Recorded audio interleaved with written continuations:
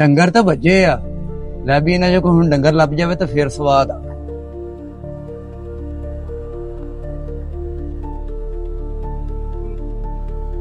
ਉਹ ਹਲੋ ਭਾਈ ਕਿਹੜਾ?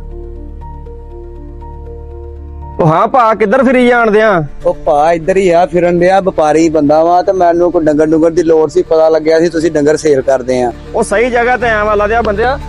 ਇਹ ਦੋ ਝੋਟੀਆਂ ਮਾਸ਼ਾਅੱਲਾ ਆਪਾਂ ਸੇਲ ਕਰਨੀਆਂ ਵਾ, ਦੇਖ ਇਹਨਾਂ ਚ ਤੈਨੂੰ ਕਿਹੜੀ ਪਸੰਦ ਆਉਂਦੀ ਆ। ਮੈਂ ਵੇਖ ਲੀਆਂ ਤਾਂ ਤੇ ਮੈਂ ਆਇਆ ਵਾਂ, ਮੈਂ ਤਾਂ ਤੈਨੂੰ ਪੁੱਛਣ ਦਿਆ ਤੂੰ ਵੇਚਣੀ ਕਿਹੜੀ ਆ। ਓਏ ਅੱਲਾ ਦਿਆ ਬੰਦਿਆ ਦੋਵੇਂ ਹੀ ਸੇਲ ਕਰਨੀਆਂ, ਜਿਹੜੀ ਮਰਜ਼ੀ ਦੇਖ ਲਾ। ਆ ਵੀ ਦੇਖ ਲਾ ਮਾਸ਼ਾਅੱਲਾ, ਆ ਵੀ ਦੇਖ ਲਾ, ਸੋਹਣੀਆਂ ਝੋਟੀਆਂ। ਸੋਹਣੀਆਂ ਝੋਟੀਆਂ ਮਾਸ਼ਾਅੱਲਾ ਤੇ ਮੈਨੂੰ ਨਜ਼ਰ ਆ ਰਹੀਆਂ। ਤੇ ਹੁਣ ਇਹਨਾਂ ਦਾ ਰੇਟ ਸ਼ੇਟ ਵੀ ਮੈਨੂੰ ਦੱਸ ਕਿ ਕਿੰਨੀ ਪ੍ਰਾਈਸ ਲਏਗਾ ਮੇਰੇ ਕੋਲ ਇਹਨਾਂ ਦੀ। ਚੈੱਕ ਕਰ ਲਾ ਦੋਵੇਂ, ਜੇ ਤੇ ਤੈਨੂੰ ਆ ਗਈਆਂ ਪਸੰਦ ਤੇ ਅੱਲਾ ਰੱਖੇ ਖੈਰ ਤੇ ਨਾਲ ਗੱਲ ਅੱਗੇ ਤੋਰ ਲਾਂਗੇ। ਜੇ ਨਾ ਪਸੰਦ ਆਈਆਂ ਜਿੱਧਰੋਂ ਦੀ ਆਇਆ ਉਧਰ ਦੀ ਨਿਕਲ ਜੀ। ਉਹ ਸਮਝ ਲੈ ਮੈਨੂੰ ਇਹ ਪਸੰਦ ਆ।